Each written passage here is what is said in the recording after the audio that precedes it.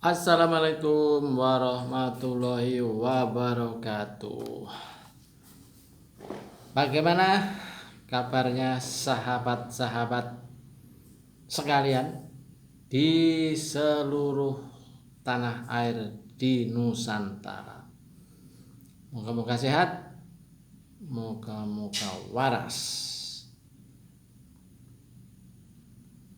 Pilpres 2024 memang masih lama, tetapi pencapresan, penentuan siapa calon-calon yang akan diusung oleh partai selalu saja menarik perhatian banyak kalangan. Tapi sebelum itu kita bahas, ada baiknya kita ngopi dulu.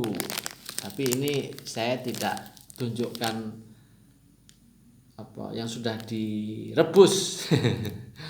Tapi saya tunjukkan ini kopi tampak sidikalang. Jadi ini kopi robusta, karya salah satu warga masyarakat di Sidikalang Dairy, Sumatera Utara. Nah, di samping ngopi, makan kacang juga enak, dan itu juga diproduksi oleh Tampak. Jadi ini perusahaan yang berada di Pasar Lama Sidikalang. Jadi selain ngopi juga bisa makan kacang yang disangrai. Jadi dijamin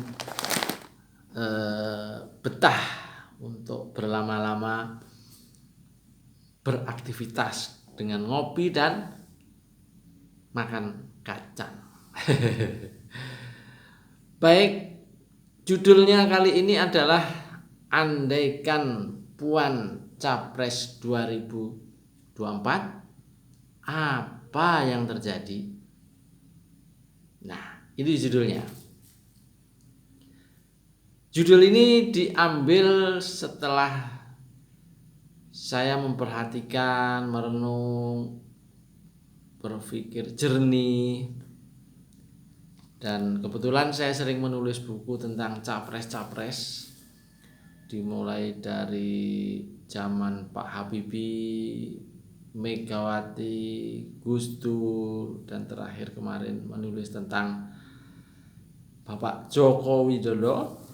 Nah, saya memang jujur gelisah ini untuk yang sekarang ini 2024 sebenarnya kira-kira siapa nih yang diprediksi bakal terpilih menjadi Presiden Republik Indonesia 2024. Dalam hal ini kaitannya dengan judul tadi itu. Jadi di PDIP sekarang itu kan ada dua nama besar yang sudah ramai muncul dan menjadi perbincangan masyarakat, yaitu antara Puan Maharani dan Ganjar Pranowo. Dua-duanya adalah kader PDI Perjuangan, dan dua-duanya mempunyai penggemar, mempunyai massa, mempunyai pendukung yang juga solid. Tapi ada karakter-karakter di antara para pendukung yang tentu mempunyai jalan pikiran sendiri-sendiri. Bagi pendukung Puan Maharani, tentu kenapa mereka mendukung Puan, tentu ada pemikiran bahwa Puan adalah memiliki darah biru, warisan kepemimpinan dari sang proklamator Bapak Soekarno, Insinyur Soekarno. Jadi bagaimanapun sebagian dari masyarakat kita ini masih sangat yakin bahwa darah biru atau keturunan orang-orang yang mempunyai gen kepemimpinan dan berhasil, itu juga akan berhasil juga. Artinya ada darah memimpin, darah mengabdi, dan itu yang dipercaya dan diyakini oleh para pendukung Puan Maharani. Dan memang secara kebetulan Puan Maharani adalah ibaratnya calon capres mahkota yang saya kira agak sulit bagi Ibu Megawati andaikan tidak memutuskan untuk menjadikan Puan menjadi capres. Jadi rasa-rasanya agak susah sekali bagi Ibu Megawati andaikan tidak mendukung Puan untuk menjadi capres 2024. Itu di satu sisi. Tapi di sisi lain ada Pak Ganjar Pranowo yang mempunyai pendukung militan, yang mempunyai pendukung sangat rasional, mempunyai pendukung yang milenial. Nah, disinilah dalam tanda kutip kebingungan Ibu Megawati untuk memilih siapa di antara dua calon ini yang kedua-duanya sama-sama dari PDI Perjuangan. Saya akan memberikan kira-kira 3 hal saja andaikan Puan dicapreskan 2024 nanti oleh Ibu Megawati, yaitu kira-kira apa yang terjadi? Menurut saya setidaknya ada 3 hal. Yang pertama, akan ada kader PDI yang rame-rame mengundurkan diri karena tidak puas dengan keputusan Ibu Megawati Soekarno Putri.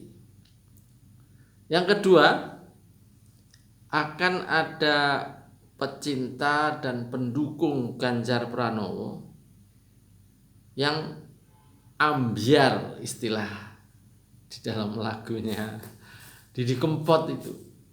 Ibaratnya waduh lemes, waduh. Dan ini pasti akan berpengaruh juga terhadap suara di PDI Perjuangan, mengurangi suara. Karena kita tahu kelompok Ganjar Pranowo ini juga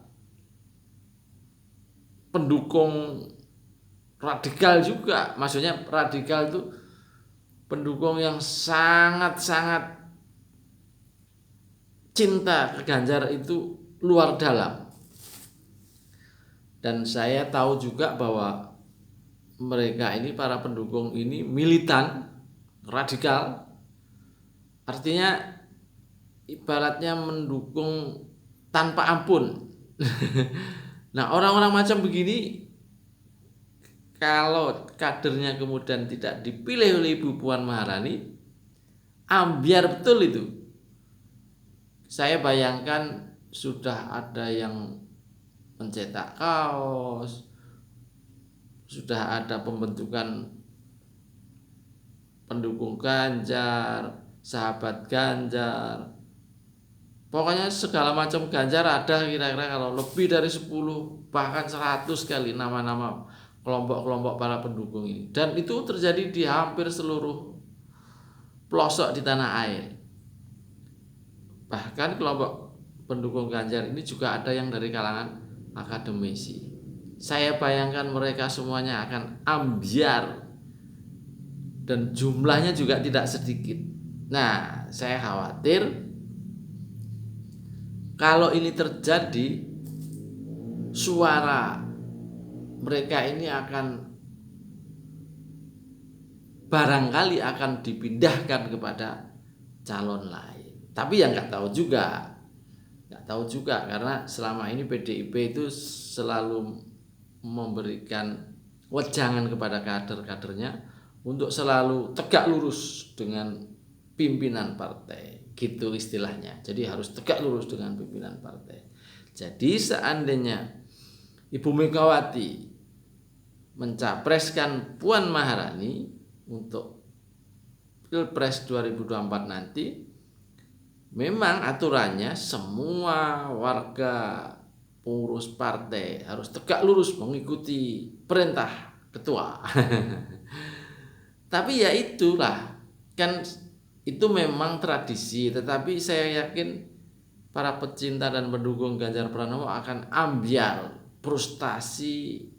Kalau marah sih enggak, tapi barangkali hanya tidak mau mencoblos saja barangkali. Ini analisa ya, boleh salah boleh tidak. Kemudian yang ketiga, andaikan Puan jadi capres 2024, apa yang terjadi? Yang terjadi barangkali ini mungkin sebagai tanda-tanda akan ambruknya partai PDI Perjuangan. Ini analisa, ini tradisi cara berpikir saya dalam melihat sekian kali Pilpres. Jadi kalau saya perhatikan penguasa di Indonesia ini hanya gantian saja. Dulu zaman Pak Harto di mana partai yang berkuasa Golkar, kemudian era Pak Habibie juga masih Golkar. Nah, bergeser berikutnya kita tidak pernah bermimpi, tidak pernah mengira bahwa akan ada partai baru yang bisa langsung naik, bisa langsung luar biasa, yaitu partai yang didirikan oleh Bapak Jenderal SBY Susilo Bambang Yudhoyono, yakni Partai Demokrat. Kita siapapun tidak pernah menduga, bahkan pengamat politik, analis dan sebagainya tidak ada yang menduga di mana partainya Pak SBY ini bisa kemudian menang, menguasai, dan tentu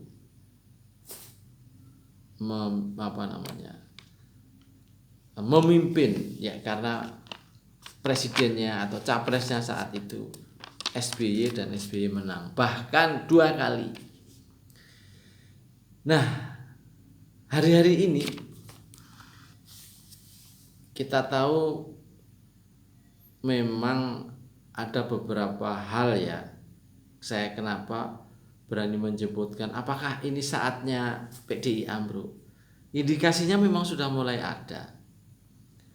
Ya, satu, kan Ibu Megawati sudah usia. Bagaimanapun kalau PDIP ditinggalkan Ibu Megawati, pastilah akan ada sedikit goncangan. Yang kedua,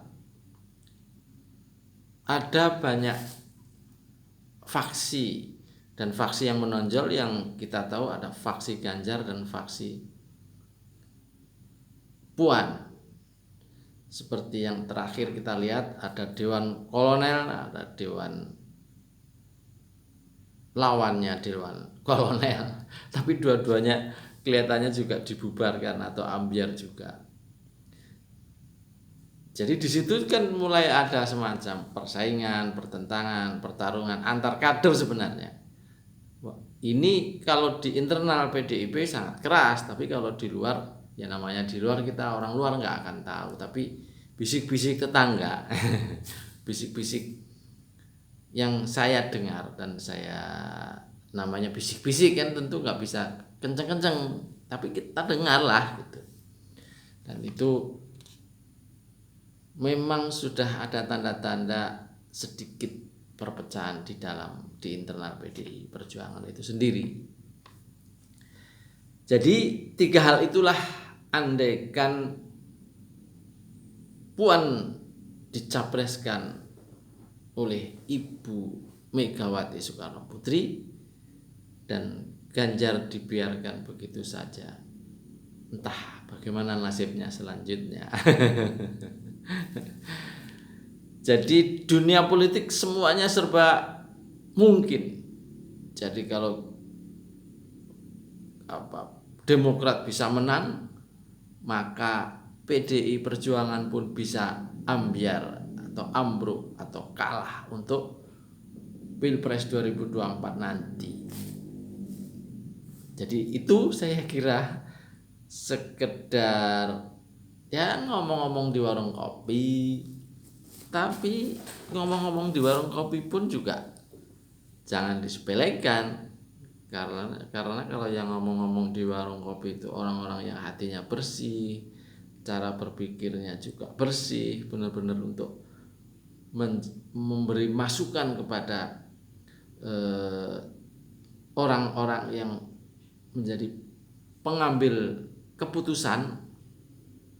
Saya kira ini juga tidak boleh disepelekan suara-suara orang-orang yang di warung kopi. Nah, saya kebetulan punya kegiatan namanya Jelajah Kopi Nusantara, di mana dalam Jelajah Kopi Nusantara ini kita memang nongkrong di warung kopi, ngobrol dengan masyarakat bawah, ngopi dengan bupati, ngopi dengan ketua DPRD, ngopi dengan para tokoh agama dan lain-lain. Nah, di sela-sela itu ada ya topik-topik dikit yang mencuri-curi info. Sebenarnya mereka itu bagaimana jalan pikirannya terhadap Pilpres 2024 ini, dan kadang-kadang secara jujur mengakui, menyatakan punya pilihan tentang Capres 2024 itu. Dari mereka lah kemudian saya sering merangkum dan akhirnya bisa saya sampaikan melalui tayangan YouTube ini. Jadi itu kira-kira teman-teman, sobat-sobat sekalian, ada 3 hal yang terjadi apabila Puan dicapreskan oleh PDI Perjuangan.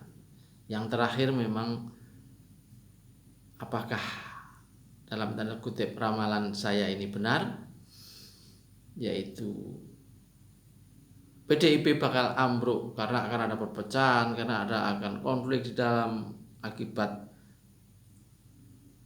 ya tadi itu kan ada 2 kader, satu kader Ganjar, satu kader PDI, satu kadernya Puan Maharani. Dan di sebagian besar suara memang Ganjar juga cukup kuat elektabilitasnya, tetapi Ibu Puan bagaimanapun juga orangnya Ibu Megawati, bahkan anaknya sendiri. Nah, di sini saya kira kalau Bu Megawati dan PDI Perjuangan tidak arif dalam mengambil sikap, tanda-tanda ambruknya PDI Perjuangan sudah mulai terlihat. Apakah begitu? Wallahu a'lam bishawab. Saya Peci Miring Ahmad Bahar memberikan salam kepada semuanya agar tetap menjaga kewarasan dalam berpikir, karena hanya dengan berpikir yang waras hidup kita akan bahagia. Kurang lebih mohon maaf. Assalamualaikum warahmatullahi wabarakatuh.